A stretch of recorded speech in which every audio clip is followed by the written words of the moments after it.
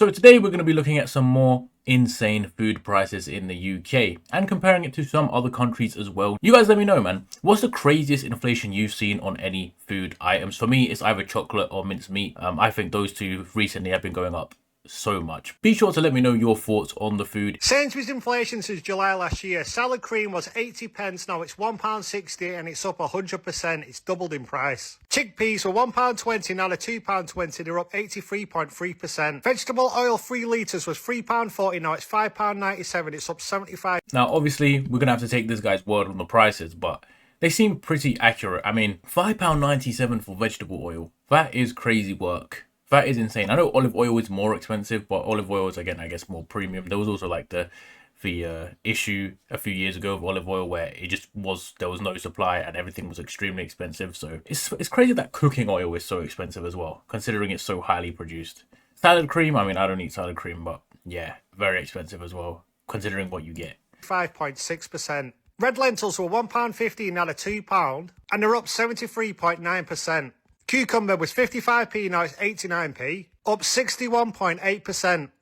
Now, I do remember cucumber being very cheap. I don't remember 59p, but I do remember it being a lot cheaper than it is now. Celery was 47 pence, now it's 75 pence, up 59.6%.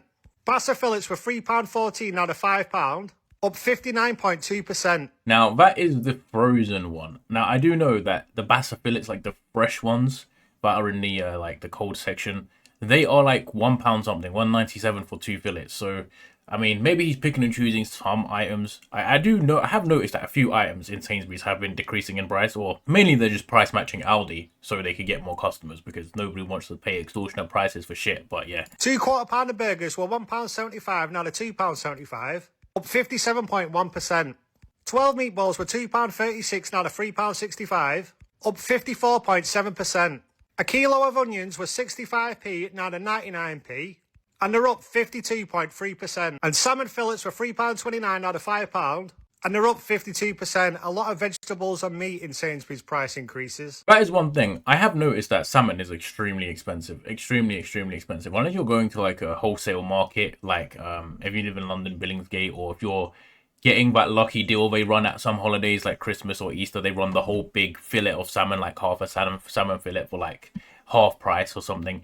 That's the only time I get salmon, because salmon is so expensive. So we have this comment here saying maybe because it's not about inflation, but rather seasons, food shortages, floods, poor harvests, etc. increasing prices. And then this guy responds, poor salad cream harvests. I mean, it's quite a funny response. That's why I wanted to include it. Obviously, salad cream does have eggs in it. Eggs did have like the whole avian flu and stuff like that a few years ago. But egg prices have come down. So this is my issue with it. Like, surely if the prices of the ingredients come back down, then the price of the product will come back down, right? And that's where that's where the main issue stems from, is like the supermarkets don't drop the price even if the cost of what they're doing goes down. So really, it's almost price gouging to a point, because at some point the ingredients won't maintain a price. It's not like a steep line where the prices of eggs are going to continually go up. Once the supply returns, and it's more than the demand, the prices will go back down. I've noticed eggs are cheaper than they were like last year, so yeah, there is that. Then we have this other comment. 5% fat beef mince is £4.99 at the moment. It was £3.20 or just a few weeks ago. And I've noticed this as well. The prices of beef mince have gone through the roof. And it's funny because beef mince was kind of seen as the budget way to eat meat for the longest time. Like, it was the cheapest thing. Mince is meant to be like what you have left. You make the rest of the scraps of the meat of the cow or whatever animal into mince. And now it's one of the most expensive things in the meat section, which I find crazy, that 1 kilo of mince could almost be £10 now. So here we have the actual prices of mince meat that I was talking about here. You could see that just in a space of a few weeks, the mince price has gone up by £1, which is crazy. That's crazy. The space of 2 weeks, it's gone up £2, £7.75. I believe now 1 kilo of mince is closer to £9 a kilo, which is insane. There you go, £9.25.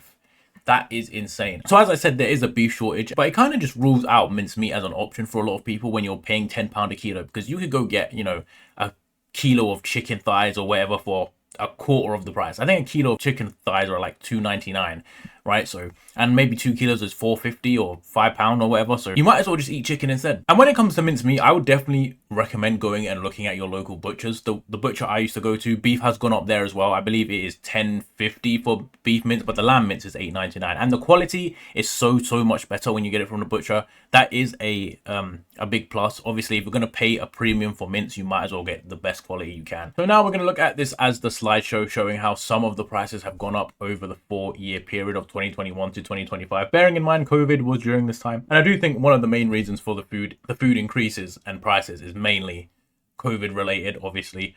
But let's have a look at some of these prices. You can see that eggs went from £1.81 to £2.70. Now, there are some, I guess if you get the Sainsbury's Stanford Street is £1.64. I think round about the free-range large eggs of a supermarket's own brand will be about this price. Quite the increase over 4 years. Not the biggest, but it is still an increase. You have apple juice. Juice has gone up a lot. I don't buy it anymore. Too expensive. Obviously not great for you as well. You have the crisps that were £1.50. Now they're £2 or 2 for £3.25. I mean, it's very rare you get great deals on crisps. I know they're not the healthiest thing, and some people say, oh, you don't need to eat them. Everyone deserves a treat in a while. You know, no one eats perfectly healthy every day of the week. You have a fresh veg going up quite a bit here. You have the price of bread, not too much, not going up too much. Sausages, again, I would recommend you go to the butcher for sausages. I go to my local butcher for sausages 100 million times. I can't emphasize how much better they are than these dead sausages they have at the supermarkets. The supermarket sausages taste like nothing once you've had actual real butcher sausages. And the price difference isn't too much either. So I'll definitely recommend if you have one in the area to go look and compare the prices. And you'll definitely get much better quality than what you get here. You have strawberry jam. Again, I wouldn't recommend you eat this. Probably not the healthiest thing in the world, but it's gone up quite a bit. Salmon, we've already talked about salmon multiple times. One of the most expensive forms of protein. I'm pretty sure of it. Milk going up. You have multivitamins, butter. I mean, you guys get the gist. Pretty much every item has gone up. The fact that Vimto used to be £1 and is now £2. Is Vimto actually £2? Maybe it's gone down. I swear I saw it for less than that. But Vimto, of all the drinks, not even Ribena, Vimto. Like, what are we doing? So we have a few comments here from the comment section that I thought was funny. You have one guy saying, that's why I forget to scan half my shopping every week. And that's definitely a big thing now with supermarkets. Like I've actually never used to see shoplifters. Not that I used to go to the supermarket that much to see them, but now I see them a lot more. Like I see shoplifters a lot more.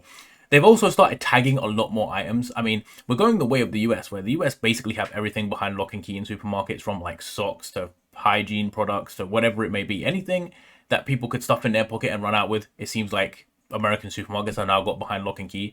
And I think we're going a very similar route, because I see everything being security tagged now. Even steaks are being security tagged. And I've seen TikToks of people just like selling almost 50 steaks that they've robbed from M&S or Sainsburys or something to people for discount prices. And I have to say, it does make sense. When people are actively just robbing supermarkets, it makes sense that they're putting in so many security measures. I mean, not just the tagging. I've seen a lot of the supermarkets have added barriers now, where you have to go in and out via barriers. They've added some even have receipt scanning things that you can't even leave unless you have a receipt to scan, which is absolutely insane. It would be nice if the security guards could actually do their job. I understand there's some liability involved and they can't exactly be dropping people on the ground, but the ones I see, they just stand there and do nothing. So, and then we have another thing, which is kind of the counter argument, which says the craziest thing is these supermarkets are still reporting record profits while we're left paying extortionate rates like chumps. And that is the other thing, right? Supermarkets have definitely price gouged a lot of items. And there's one thing, if things go up and they have to pay more for whatever it may be, whether it's labor, the actual cost of the products, or whatever it is, energy prices. We understand that inflation is going to go up. Prices will go up over time.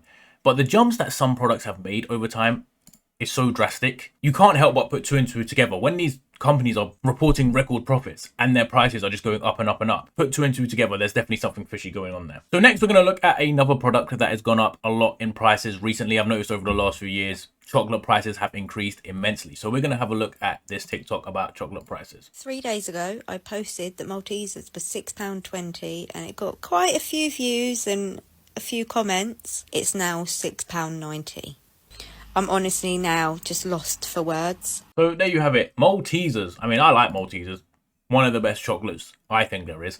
But that's besides the point. Maltesers are £6.90 for a box. I remember when they were about £3 for that box. It was like a nice additional gift you could get someone for their birthday. Nice low budget. You know, a lot of these chocolates. Roses, Quality Street, Toblerone. Now everything's a rip-off. and then you have to wait for them to do like the little nectar price or club card price promotion where they give it back to you at normal price. That's what really pisses me off, right? That like these supermarkets can charge less if they want to, but they want to do it on their own terms. As you can see, even in the TikTok here, you can see the Toblerone club card price, which is literally £1 less than the actual price they're selling it for. We have a comment here from this guy saying, leave them on the shelf and let them go out of date until supermarkets and Cadbury get a grip. Now, you can blame supermarkets and Cadbury's, but we don't actually know what Cadbury's charge, these supermarkets wholesale, right? Because obviously they pay a set price per bar from Cadbury's. And if Cadbury's prices go up for their production, they'll obviously sell for more to Sainsburys or whoever. The issue is we don't know where the actual price gouging is happening. Is it supermarkets upping their prices, or is it Cadbury's, or is it both? My guess would probably be it's both. We don't know what the supermarkets are paying, so I guess we can only direct our frustration directly at the supermarkets at the moment. And then we have another comment from one of you guys from the last food video I did, which says, chocolate prices are up all over the world due to the shortage of cocoa beans because crop sickness and bad weather in West Africa, where 75% of the cocoa in the world is produced. And he also said it's not the UK that's only a country that's affected. Yes, I know, but I can only speak from my experience living in the UK. I haven't gone to that many countries and compared my grocery shop, I'm not gonna lie. But we do have a few countries in this video that we are going to compare to. But yeah, I mean, that is one reason. Of course, if cocoa prices are going up, it's going to cause everything to go up. It's just how much are they going up? And once cocoa prices go back down, when they inevitably will because the supply will come back up, how much will the price drop? My guess, nothing. If the well wasn't dry enough, the British people do not have the funds to be paying £3.89, £2.89 for a bag of sweets. What is Britain coming to? That is absolutely ridiculous. Those prices are absolutely insane. Now, that could easily be a petrol station or a airport, judging by those prices. I haven't seen those prices in an actual supermarket, but it wouldn't surprise me if we do start seeing similar prices for those little bags of sweets that were like £1.50 a year ago, right? I have a few other comments here from this particular TikTok saying, no one is forcing you to pay the price. If you don't like it, leave it and go somewhere cheaper. And, that is one thing. You can vote with your feet and go elsewhere. The issue is the prices are pretty much the same elsewhere. And if you want to eat chocolate, then I guess you have to force the prices or not eat it, right? And then you have a nice reply to that comment that says, this isn't the point. The point is that people think it's acceptable to charge these prices in the first place. And again, you could have the double-edged sword. Well, are supermarkets purposely charging this, or do they have to charge it? I do think prices may be increasing for them, but they don't need to price it as high as they do. They're just trying to make as much profit as they can. And I think eventually it will backfire. I think one thing we've taken for granted in the UK is maybe our grocery prices on average were cheaper than some other countries just because the amount of competition we have in supermarkets is quite high. We have a lot of major supermarkets in this country, almost 10, I think. Whereas in other countries, maybe they don't have as many supermarket chains to compete. So the price fixing is a little different. Whereas now it seems like all of the supermarkets have kind of formed a coalition and they've kind of all just decided to put all their prices up, which is insane. Someone commented on my last food video saying that he lives in Cyprus and food prices are even higher over there, and he lists some prices. So knowing my luck, I stumbled upon a Cyprus vs UK food shopping comparison. Yeah, we're going to take a little look at that right now. Let's do a Cyprus versus UK price comparison. Just to add some context, we are a British military family living in Cyprus, and all of these items were bought in the local forces store. So I've chosen 10 of the most popular items that people would buy regularly, and then compared those prices to Asda back in the UK. So the British military families that live out here do actually get an extra allowance to cover the extra cost of shopping and living in Cyprus. But in my opinion, it definitely isn't enough, and it has gone down in the last 4 years since we moved here. One of the main issues is that in the UK you would get shops like Asda or Tesco that do their own non-branded versions of foods, which you just don't get here, or at least I've not found them. So here you can see the totals, and you can see that it's a 73% increase in cost in Cyprus for those 10 items. Now, there's obviously quite a few issues with that video. One, they are buying only imported items in a country that doesn't obviously have these items there. They have to import all those items, especially for British troops, I believe. And of course, there's going to be some price gouging. Some of the items are pretty similarly priced as well. It seems like mainly the imports, right? Now, if you are going to live in a foreign country, I understand you like your home comforts, right? Surely, if you want a better cost of living, and as someone who is from the northern part of Cyprus, not the southern part of Cyprus, which that was taken from, I understand that some things are expensive there, but a lot of things are a lot cheaper, brother. A lot of things, like just go compare fuel. Go look at the fuel price in the UK and the fuel price in bloody Cyprus. Insane. And if they're earning military salary, they're probably earning UK salary as well, not like Cyprus salary. And we do have a comment from here saying, now do beer, petrol and local foods. And I would say if you're going to the country, you might want to eat the local foods. It's probably cheaper that way. You also have to factor in that there is certain things like rent that might be cheaper, but I do know in Cyprus car prices are very, very expensive as well. So like I've said before, it's really a balancing act of which country gives you the best bang for your buck and what you value and what you need. Obviously, some countries aren't perfect. In some countries, things are more expensive than they are in others. And you kind of have to find the best balance. I just think the UK right now, there's not many things going for it in terms of pricing. So now we're going to move on to a few people doing their weekly shop just to show how expensive it can be, even buying like just regular things. I had a few people in my last video saying, oh, well, I live on this much money and I can do it with like this and I do this. Like, listen, I think I claimed in that video £50 a week is a solid food budget for one person. Like, obviously you can go cheaper. You can probably live off maybe £20 to £25 a week if you eat the bare minimum. You know, you get some chicken, rice and beans and, you know, maybe some veg and fruit. You could probably live off that and spend £20, £25 a week. That's not really what most people want to do. That's usually what you do when you're in extreme poverty and you have no money, right? And you just have zero money. You can always high road it and say, oh, I only spend this much. Well, what I noticed is some people only factor in their necessities in one pile and then they still spend on a bunch of other stuff and they say, well, I could live without this other stuff. Do it, vlog it and show me then, innit? But without further ado, we're going to look at this guy's weekly shop, which was kind of in line with what I said. This guy did a Lidl shop, £35 a week. Pretty decent. Let's see what you can get for that. Some bananas, about 90p.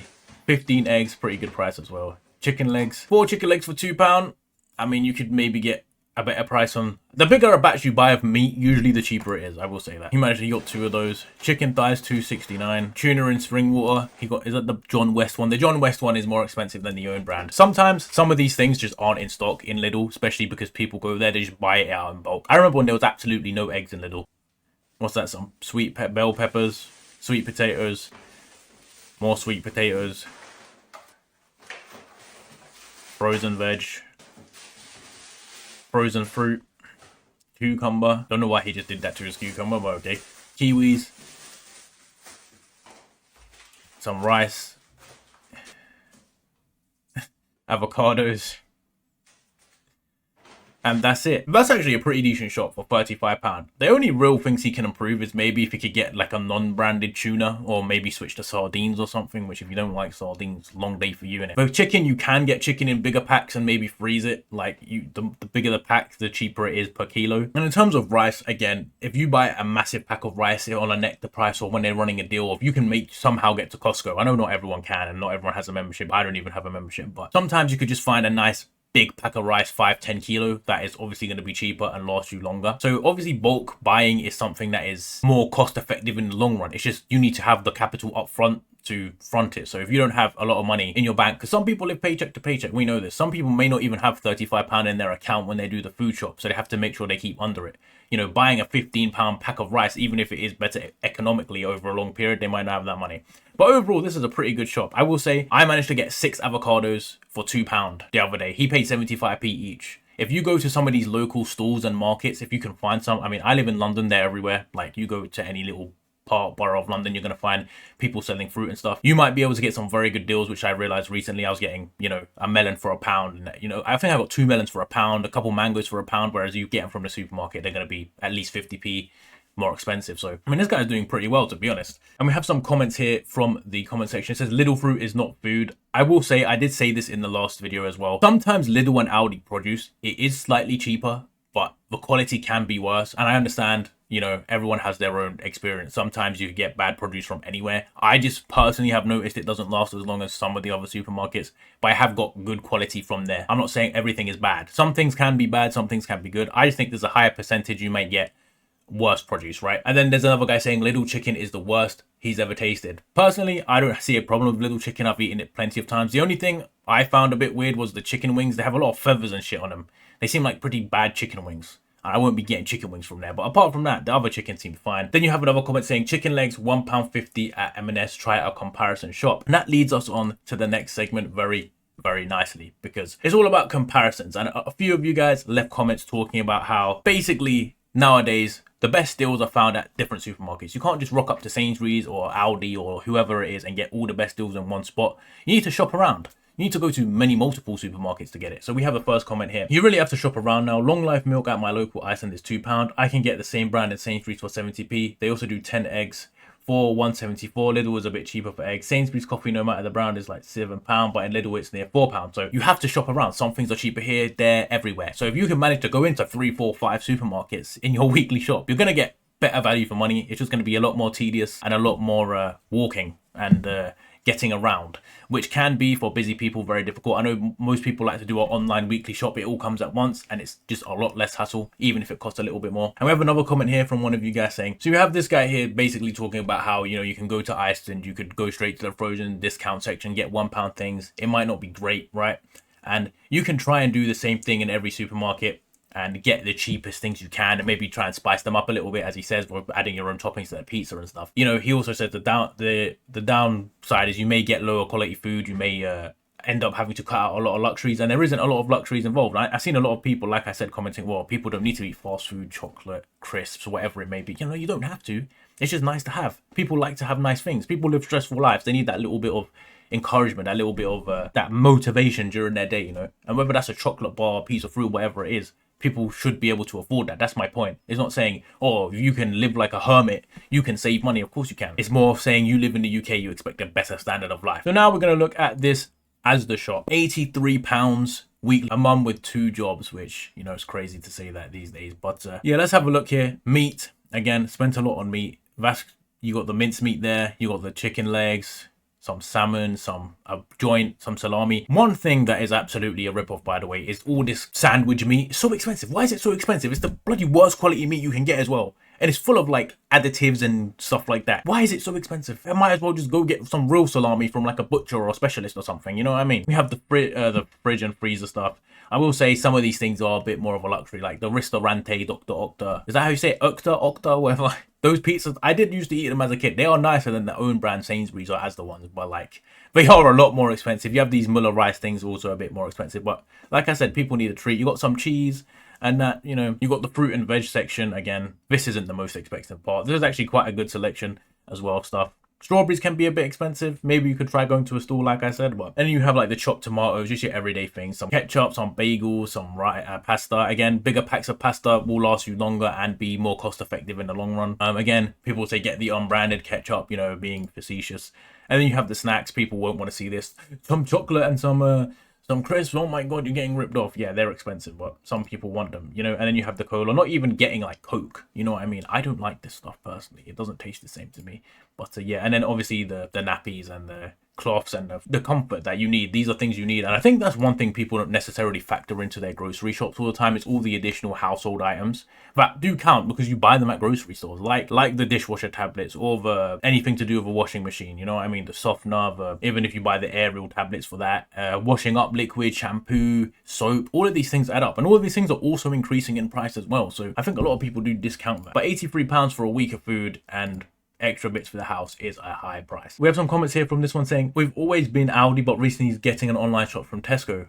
Me too can't snoop around and add stuff we don't need, and now our shopping for a family of 3 is around £60 a week. But we do a big meat shop at the beginning of the month to freeze and stop us buying meat each week. That's some great tips, by the way, guys. I notice, because unfortunately I work in a supermarket, so I walk around all day and I see all this food and I'm like, I want to try that, and I end up buying it, right? Most people, what I noticed is if you go and do one shop at the start of the week and you don't go into the supermarket again, you will spend less money because you will stop picking things up that you're like, oh, that looks nice, right? Same if you do an online shop. There's no temptation around the store because that's what supermarkets are there to do. They're there to tempt you to buy items. For buying a big batch of meat is a great idea. If you can get to a meat market, right, or like a butcher that's more wholesale, if you can get to some sort of wholesale place that do meat, you could get a lot of meat for a good price. Like me and my brother, we like to go to Smithfield in London. Obviously, we live in London, so we have access to that big meat market. I'm not sure outside of London how it works, but obviously the prices are a lot cheaper there, and we can get meat for a couple months, freeze it and eat it over that, and overall it becomes cheaper. So that is a tip for you guys if you didn't know that. And we have another guy saying have a look at Costco. It's a bit more expensive in the long term. Buying in bulk, wholesale outlets like Costco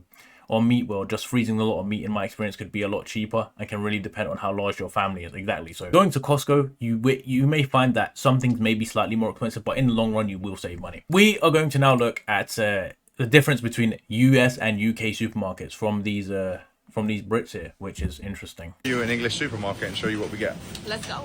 So in the US, we noticed how massive the onions are, okay? These are the size of the onions here. Yeah, like double, triple the size in the US. They were. Now, why are they double, triple the size in the US? Now, it could just be a good crop. You know what I mean? Like, we've got big onions here too. Don't get it twisted. There is big onions. If you go to an actual place that sells real veg and not a supermarket, you know, you'll see big onions in England too. And there's an argument to say that Americans just pump all of their stuff full of steroids and chemicals and genetically modify all their crops. But, you know, I'm not an expert on that stuff. What are they pumping in the onions in the US? And the watermelons too. Jesus. Big old drugs. No, the watermelons are massive everywhere, mate. They're only small here. You go to like any hot country with good weather, there's going to be massive watermelons. The supermarkets in America is they didn't have many options when it came to meat. But look at this. This is all meat. That's Oh my goodness. Look at all that meat, guys. the whole thing. That's what gets him excited, bro. Same, to be Then we went honest. to Riley's. It was the same as in Riley. What I will say is, I don't buy that. I don't know where in America did he go that didn't have a selection of meat. America's probably the biggest meat consuming country in the bloody world. Like, I went to America. I've been to Texas once, right? I'm not going to claim to speak for all of America, but I have been to America and have been into a couple Walmarts and a couple Targets. I'm not going to lie, their meat selection is massive, bro. Their meat selection was humongous, bro. It was basically the same as ours, if not bigger. So I'm not sure where this guy went. It was the same. And Safeway. Every supermarket went to, True. they do have limited meat. So for 1 kg Fair. of chicken breast, how much is it? £6.49. That's probably about $10. Yeah, spending. Get the beef ting going on. James beefs me all Mate, the time. since we've been away in 6 weeks, the prices have gone up. Have they? This used to be £8. It's now £9.25. This wasn't that long ago. I remember it being about £6-7. Like, Jeez, cost of living, cost this. Packets of rice here, 49p. I don't know how much that is in dollars. It was like $2.50 for a packet of rice in the US. Nice. Daylight savings. On to the most important. also, don't buy packet rice, guys. If you want a free tip from me, I know the packet rice is ready in 1 minute. Just get like a bloody rice cooker, or use a saucepan. Saucepan's fine. You know, put your rice in there. You know, cook your rice. Buy the big bag of rice. It's gonna save you a lot more money than that. Like that, those are definitely one of the biggest rip-offs in the supermarket. If you value convenience more than your money, then sure. But we're trying to give tips here to save your money. So Part seasonings. You can see how limited we are with seasoning choices. Have a look. I mean, there are limited, you know, limited. There's about 20 different things in each row. I'm not sure where these lot have gone. We have a lot of seasonings here. I think, especially London, I don't know about everywhere, you know, in the UK, but here we also have a lot of different just cultured shops all over the place, cultured butchers, you know, there's African butchers, Turkish butchers, halal butchers, and they all sell their own spices from their country. So if you really want some variety, guys, you can go to there and get even more variety, you know? loads, but like they're very mint. They're all on their own. Lime It's not like leaves. mixed seasonings. This probably is the best There is mixed seasoning. one here, like that brand. That brand is the most expensive one there. I don't know if it's the best. But apart from that, nada. That just seemed like a very out of touch way to look at the groceries. It just kind of made my brain just boil a little bit. We're going to look at one more TikTok comparing the US and the UK right now. And this one maybe was a little bit more realistic than the last one. Right? As an American living in England, you might find this hard to believe, but I truly think that the price of groceries are one of the biggest differences between the two countries. Every week I have a goal of trying to spend £100 or less on groceries for my family of 3, which I'm usually able £100 or less. Oh, that's a lot of money. That is a lot of money. What is £100 in dollars? Like 160? That's $135 right now. to do pretty easily. I hear people say all the time that they spend up to $300 a week on groceries for their family in America, and that to me is just absolutely insane. All the groceries I'm getting are going to last me about a week, and I pretty much had to get everything because our fridge was completely empty. I do mostly all my food What I will also say is wages in America are just so much higher on average than they are in the UK. So the average person spending, if you're spending £100 a week in the UK and you're also earning a decent amount less, it's probably a higher proportion of your income than spending maybe $300 in America, right? shopping at Aldi because they have everything that I need, and it's also one of the cheapest grocery stores in England. Probably and the one of the best cheapest. things about Aldi is their baby items are so inexpensive. A huge pack of diapers is under £5, which is so good. Because I know in America, a pack of diapers are just an insane amount of money. I even had to stock up on household items today, like paper towel and toilet paper. I got 2 large rolls of paper towel for $2.50 and then 9 rolls of toilet paper for only £3. My total for everything was only £82. And I always do a little top up Not in the the middle of worst. the week for anything we need need a refresh on, like milk or eggs. Altogether, I'll probably spend £100 by the end of the week. And now we're going to look at a comment that was relating to the saying, Aldi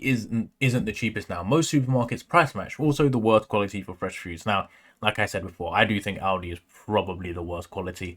I mean, it's the supermarket I dislike the least. Maybe you could add like farm foods. Does farm foods in Iceland count? I wouldn't go there over Aldi, but like I prefer Lidl and I prefer Asda, Tesco, Sainsburys, all of them over Aldi, just because now, especially Sainsburys, because they're my local one that I go to more. They price match against Aldi on almost like a lot of items, right? And certain things are more expensive, but like they do price match Aldi on a lot. And as they run their rollback prices and stuff, so yeah. So finally, we're gonna end this video on a bit of a fun note, you know, just to take away from the seriousness. We have a little ranking here of supermarkets from best to worst. Worst being Iceland, Co-op, Morrison's, Waitrose, Asda, Tesco, Sainsbury's, Lidl, M&S, and Aldi. Well, people love Aldi. Some people have just love affection for Aldi. Now, I'm going to do my rating of supermarkets, and you guys let me know in the comments your rating of supermarkets. I know people will probably disagree with mine, but we'll just use her list and go off that. 10th, Iceland, correct position. Iceland is trash. Co-op, I don't like Co-op. I've been in there like once. I don't even know if I thought it was a corner shop before I knew it was a supermarket. So yes, fair. Morrison's, I would have Morrison's higher. Some Morrison's do look like they are absolutely out of a horror movie, but most Morrison's I've been into are pretty nice. They have decently priced things. They are quite competitive on certain prices. I would have Morrison's higher. I don't mind having Waitrose down here. I've been into a Waitrose like once or twice in my life. There's not really any local to me, so yeah, I'll leave it down there. Is Morrison's better than Asda? I think for the ambience, it's better. For the prices, probably not. Then we have Tesco. I think Tesco's maybe slightly better than Asda. Maybe slightly better than Morrison's as well. I would have Sainsbury's over Tesco as well. Would I have Lidl over Sainsbury's? I'd probably have Sainsbury's over Lidl. M&S, I don't shop at M&S. It's so expensive. Everything is so expensive there. If it's clothing though, I would buy their clothing, but that's not food. So I'd drop M&S all the way down. And I'd also drop Aldi all the way down. My ranking would probably be Sainsbury's, Lidl, Morrison's, Tesco, Asda, M&S and Waitrose can be tied together. Then Aldi, then Co-op, then Iceland, then Farm Foods. Farm Foods at the bottom, guys. And then bloody Pound Shops. Pound Shops, the worst. And then Spar. But anyway, besides the point. That is all I've got for you today, man. Hopefully you guys enjoyed this video. If there's anything else you want me to cover, leave it in the comments below. And I'll see you all in the next one.